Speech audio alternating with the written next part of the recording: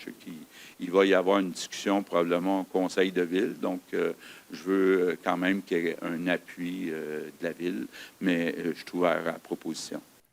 Bonsoir tout le monde. Vous venez de l'entendre, c'était les propos du premier ministre François Legault alors qu'il était questionné hier au sujet de la demande de délai supplémentaire de Glencore pour atteindre ses cibles environnementales à la fonderie Horn.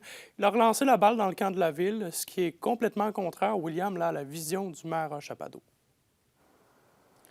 À chaque fois que Gilles Chapado a eu à se prononcer dans le dossier des émissions de la fonderie Horn, il a toujours tenu à rappeler que c'était la responsabilité du palier provincial d'assurer les négociations et de prendre des décisions avec Glencore.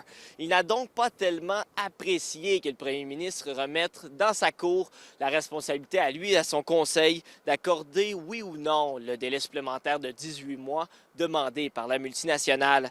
Il s'y attendait toutefois un peu parce que le gouvernement, le premier ministre Legault plutôt, a laissé dépeindre une situation, une relation plutôt très amicale entre les deux hommes. Je vous laisse entendre Gilles Chapado. Je voyais qu'effectivement, il voulait remettre la balle dans le camp de la ville de Rouyn-Noranda. Mais ça appartient, je le répète, là, ça appartient, la décision ultime appartiendra toujours à ces instances-là, c'est-à-dire au gouvernement du Québec, au ministère de l'Environnement, aux parties prenantes, à Glencore. Moi, depuis le début, je fais appel à ce qu'ils se parlent. Ça, c'est mon rôle. Le rôle que j'ai joué depuis le début, là, c'est d'essayer de rapprocher les parties, compte tenu de l'importance que la fonderie a pour les citoyens et citoyennes de Rouyn-Noranda. C'est le rôle que je veux jouer, mais je n'ai pas à donner mon approbation et le conseil municipal n'a pas à donner son approbation.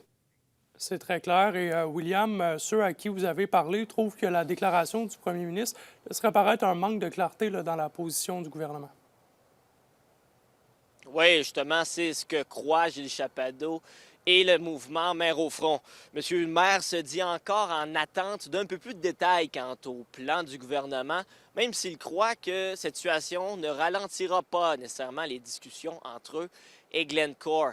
Chez Maire au front, on croit que c'est au gouvernement de faire respecter les exigences déjà établies en termes d'émissions d'arsenic. Je vous laisse entendre Gilles Chapado, suivi de Jennifer Ricard-Turcotte. M. Legault, on en a parlé brièvement durant la rencontre. Lui semblait plutôt favorable à ce qui lui avait été présenté par Glencore, ce qui n'est pas une mauvaise nouvelle, mais maintenant, les fins détails, moi, on n'a pas connaissance de ça. Puis je suis toujours en attente là, de plus d'informations par rapport à ça. C'est clairement au gouvernement du Québec de faire appliquer les normes qui sont en vigueur ici au Québec. Puis ces normes-là, ils sont en place, ils ont été établis par des scientifiques, puis ils sont là pour protéger la santé de la population. C'est clairement à lui d'exiger de la fonderie qu'elle se conforme aux normes. Le cabinet du premier ministre n'a pas répondu aux propos de Gilles Chapado et le Parti Virage, appelé à commenter, n'a pas souhaité commenter la situation, justement.